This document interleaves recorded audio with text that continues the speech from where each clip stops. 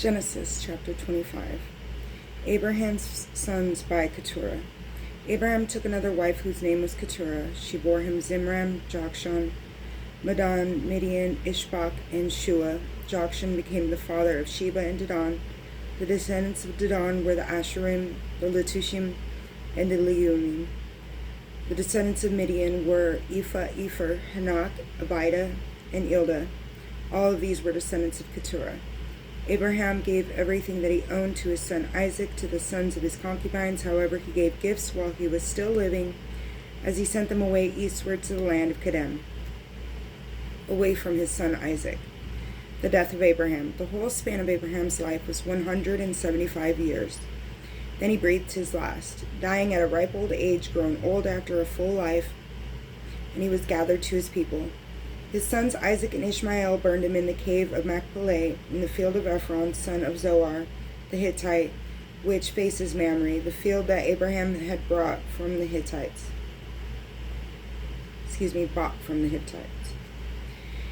There he was buried next to his wife Sarah after the death of Abraham.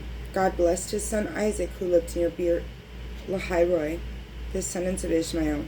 These are the descendants of Abraham's son Ismael, whom Hagar the Egyptian, Sarah's slave, bore to Abraham. These are the names of Ismael's sons, listed in the order of their birth. Ismael's firstborn, Nebaioth, Kedar, Adbeel, Mibsam, Mishma, Duma, Massa, Hadad, Tema, Jetur, Nephish, and Kedemah.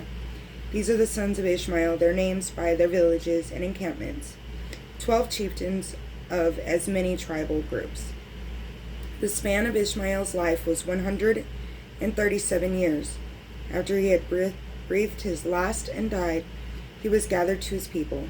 The Ishmaelites ranged from Havilah by Shur, which is on the border of Egypt, all the way to Asher, and they pitched camp alongside their various kindred. The birth of Esau and Jacob. These are the descendants of Isaac, son of Abraham.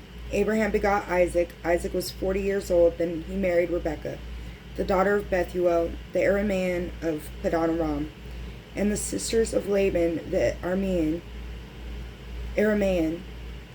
Isaac entreated the Lord on his behalf of his wife, since she was sterile. The Lord heard his entreaty, and his wife Rebekah became pregnant. But the children jostled each other in the womb so much that she exclaimed, "If it is like this, why go on living?" She went to consult the Lord, and the Lord answered her, "Two nations are in your womb, two peoples are separating while still within you. But one will be stronger than the other, and the older will serve the younger." When the time of her delivery came, there were twins in her womb. The first to emerge was reddish, and his whole body was like a hairy mantle, so they named him Esau. Next his brother came out, gripping Esau's heels, so he was named Jacob. Isaac was 60 years old when they were born. When the boys grew up, Esau became a skillful hunter, a man of the open country, whereas Jacob was a simple man who stayed among the tents. Isaac preferred Esau because he was fond of game, but Rebekah preferred Jacob. Once when Jacob was cooking a stew, Esau came in from the open country famished. He said to Jacob, "Let me gulp down some of that red stuff. I am famished." This is why he was called Edom. But Jacob replied, "First sell me your right as firstborn." "Look," said Esau, "I am on the point of dying. What good is the right as firstborn to me?" But Jacob said, "Swear to me first." So he sold Jacob his right as firstborn under oath. Jacob then gave him some bread and the lentil stew. And Esau ate, drank, got up, and went his way. So Esau treated his right as firstborn with disdain. Genesis chapter 26. Isaac and Abimelech. There was a famine in the land distinct from the earlier one that had occurred in the days of Abraham. And Isaac went down to Abimelech, king of the Philistines in Gerar. The Lord appeared to him and said, "Do not go down to Egypt, but camp in this land wherever I tell you. Sojourn in this land, and I will be with you and bless you. For to you and your descendants I will give all these lands, in fulfillment of the oath that I swore to your father Abraham.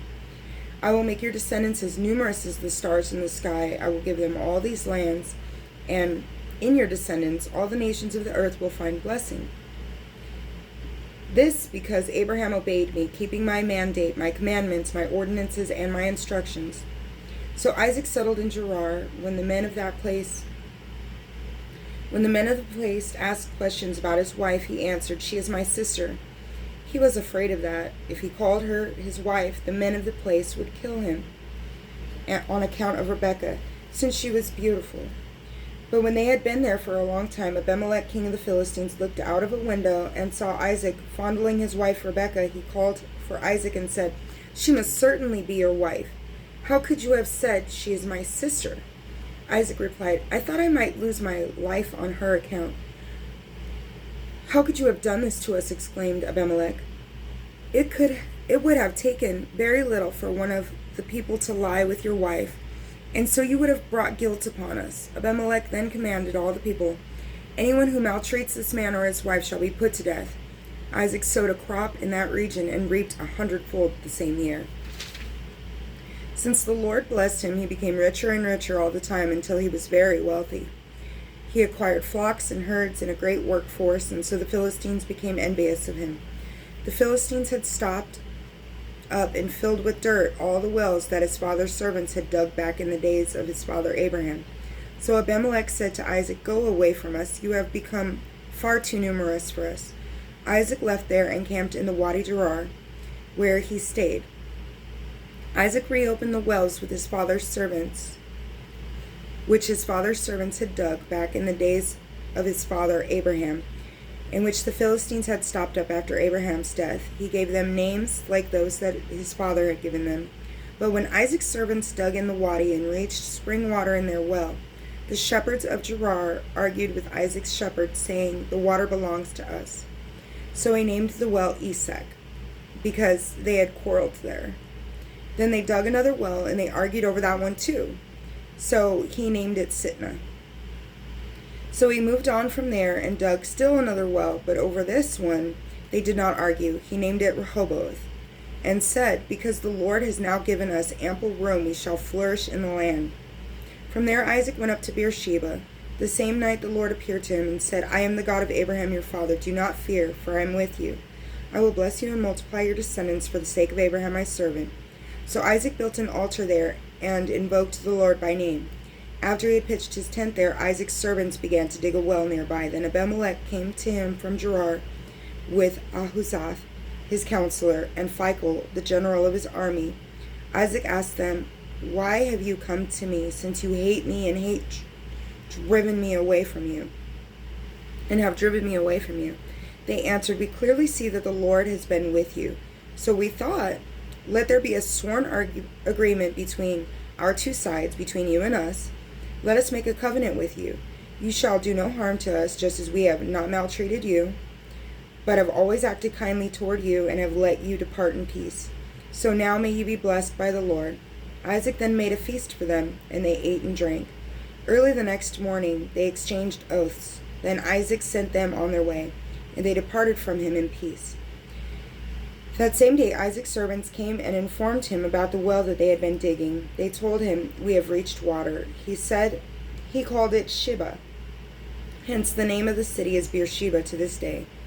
When Esau was 40 years old, he married Judith, daughter of Beeri the Hittite, and Basemath, daughter of Elon the Hittite.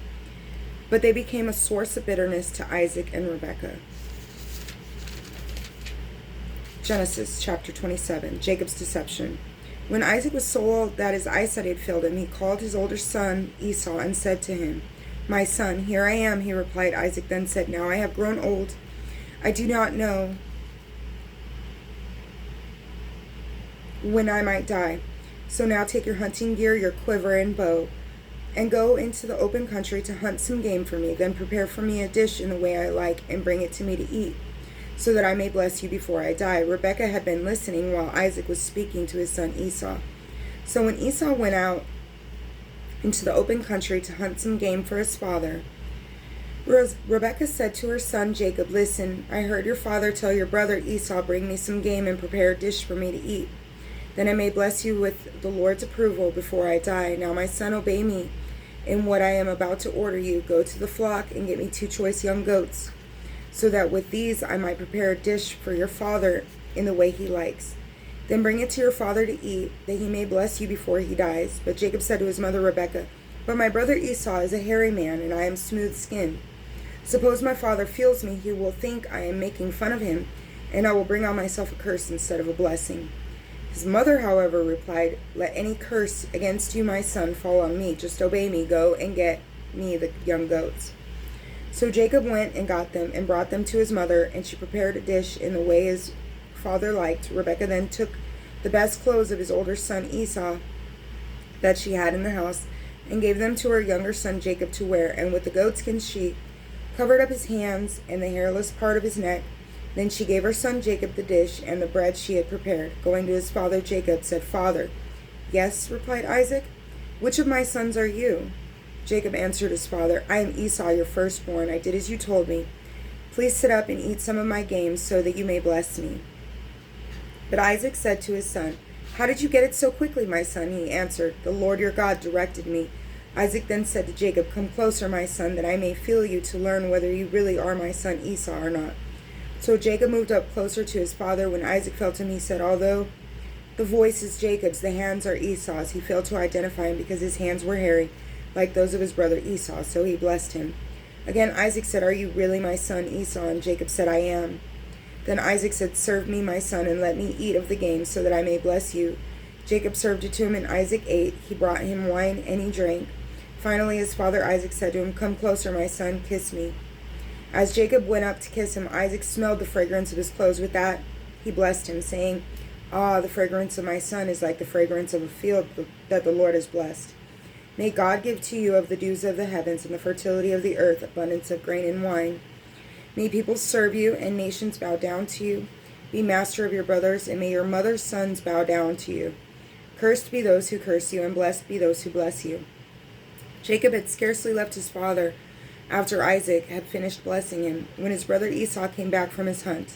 Then he too prepared a dish, and bringing it to his father, he said, "Let my father sit up and eat some of his son's game, that you may then give me your blessing." His father Isaac asked him, "Who are you?" He said, "I am your son, your firstborn son Esau." Isaac trembled greatly. "Who was it then?" he asked. "That hunted game and brought it to me. I ate it all just before you came, and I blessed him. Now he is blessed." As he heard his father's words, Esau burst into loud, bitter sobbing and said, "Father, bless me too." When Isaac said, "Your brother came here by a ruse and carried off your blessing," Esau exclaimed, "He is well named Jacob, is he not? He has supplanted me twice. First he took away my right as firstborn, and now he has taken away my blessing." Then he said, "Have you not saved a blessing for me?" Isaac replied to Esau, "I have already appointed him your master, and I have assigned to him all his kindred as his servants. Besides, I have sustained him with grain and wine. What then can I do for you, my son?" But Esau said to his father, "Have you only one blessing, father? Bless me too, father." And Esau wept aloud. His father Isaac said in response, "See, far from the fertile earth will be your dwelling, far from the dew of the heavens above. By your sword you will live, and your brother you will serve. But when you become restless, you will throw off his yoke from your neck." Esau bore a grudge against Jacob because of the blessing his father had given him. Esau said to himself, "Let the time of mourning for my father come, so that I may kill my brother Jacob." When Rebekah got news of what her older son Esau had in mind, she summoned her younger son Jacob and said to him, "Listen, your brother Esau intends to get his revenge by killing you. So now, my son, obey me. Flee at once to my brother Laban in Haran, and stay with him a while until your brother's fury subsides. Until your brother's anger against you subsides, and he forgets what you did to him. Then I will send for you and bring you sack. Why should I lose both of you in a single day?" Jacob sent to Laban. Rebekah said to Isaac, "I am disgusted with life because of the Hittite women. If Jacob also should marry a Hittite woman, a native of the land like these women, why should I live?" God bless you.